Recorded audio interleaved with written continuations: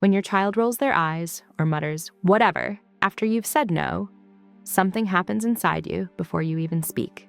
Your jaw tightens, your chest gets hot, and almost instantly, you feel the urge to respond, to correct them, to explain yourself, to make them understand that tone is not okay. And if we're being honest, it doesn't just feel annoying, it feels personal, like disrespect, like defiance, like everything you're trying to teach them is being thrown back in your face. So you respond. And without realizing it, you do the one thing that guarantees the backtalk will come back stronger next time. Not because you're doing it wrong, not because you're a permissive parent, but because your child's brain is learning something you never intended to teach. Here's what most parents don't know. Backtalk isn't fueled by attitude. It's fueled by what happens after the attitude. There is a 5-second response that shuts the entire pattern down. No lecturing, no yelling, no power struggles. But it feels so wrong at first that most parents never try it. And once you understand what's actually happening in your child's brain in these moments, this response becomes obvious. Before I tell you what it is, we need to slow this moment down. Because if you recognize yourself here, you haven't failed. You're not too soft. You're not raising a disrespectful child. And you're not doing parenting wrong. You're responding like a human under pressure. Let me show you what this usually looks like. You tell your child no.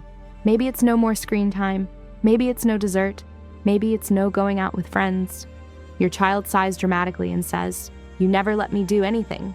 And immediately your brain fires back, "That's not true." You think about last weekend, about the money you spend, about how unfair that statement is.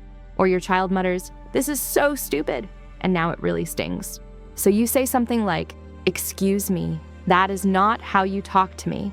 And before you know it, you're in it, explaining, correcting, defending, escalating. But here's what's actually happening under the surface. When your child talks back, they are not making a logical argument. Their emotional brain has taken over. The part of the brain responsible for impulse control, perspective, and reasoning is temporarily offline. And when you respond with long explanations, emotional intensity, or matching energy, their brain doesn't hear your words. It only learns one thing. This works. Not consciously. They're not scheming or manipulating you, but subconsciously their nervous system is learning a pattern. Backtalk gets attention. Backtalk starts a debate. Backtalk pulls the parent into emotional engagement, and once that pattern is learned, it repeats. This is why lectures don't work. This is why talking it through in the heat of the moment backfires. This is why correcting tone often creates more attitude, not less. You're trying to teach respect, but your child's brain is learning leverage. Now here's the shift that changes everything. Backtalk doesn't need to be corrected in the moment. It needs to hit a wall, a calm, predictable, boring wall. Because when a behavior stops producing results, the brain eventually lets it go. And this is where the response comes in. It takes about 5 seconds, 1 sentence, no explanation, no emotional charge. And it works because it shuts down the pattern instead of feeding it. Before I give you the exact words, I need to warn you. This is going to feel wrong. It will feel too short, too passive, like you're letting something slide, like you're not doing enough as a parent. That discomfort is important because it tells you how deeply conditioned you are to explain, justify, and manage emotions for everyone in the room. You are doing enough. You're just doing something your nervous system isn't used to yet. Here's the response. When your child talks back, pause for just a beat, not to punish them, not to intimidate them, but to regulate yourself. And then say one neutral sentence. Try again respectfully. That's it. No follow-up, no lecture, no explanation. If their tone is sharper or more emotional, you can use, "I'll listen when you're calm," or "That tone won't work," and then you stop talking. This is the part that matters most. You stop. You don't wait for an apology. You don't explain what you meant. You don't justify your decision. You let the silence do the work. Silence is uncomfortable because it removes the struggle. And without the struggle, the backtalk has nowhere to land. What happens next often surprises parents. Your child usually pauses. They may stare at you, waiting for the rest of the sentence, because they're used to the pattern continuing. When it doesn't, their brain has to recalibrate. They might push again. "You're so unfair." And every fiber of your being will want to respond. This is where consistency matters. You repeat the same calm boundary. "I'll listen when you're calm." And again, you stop talking.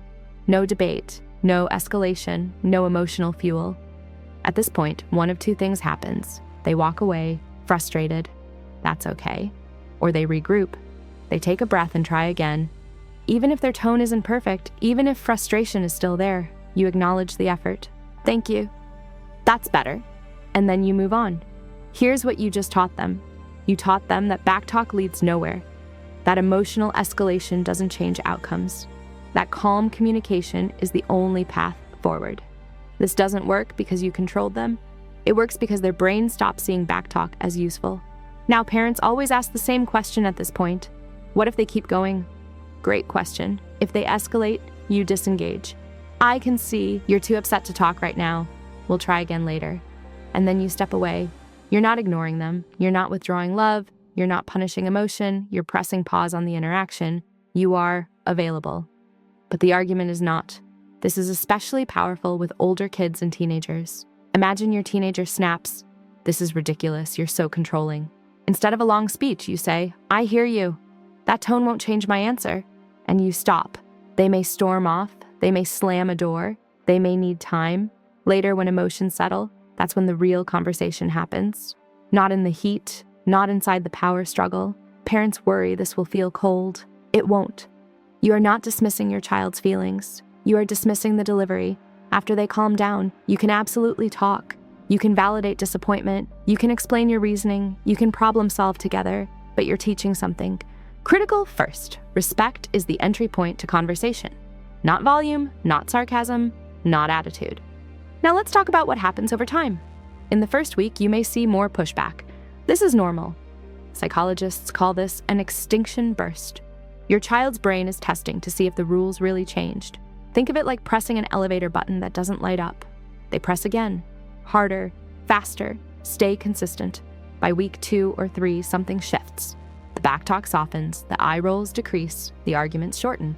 Not because you scared them, not because you lectured harder, but because their brain learned that the strategy stopped working. And eventually, something remarkable happens.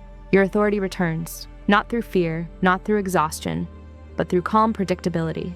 Your child trusts that you mean what you say, that your boundaries don't move based on emotion, and that changes everything.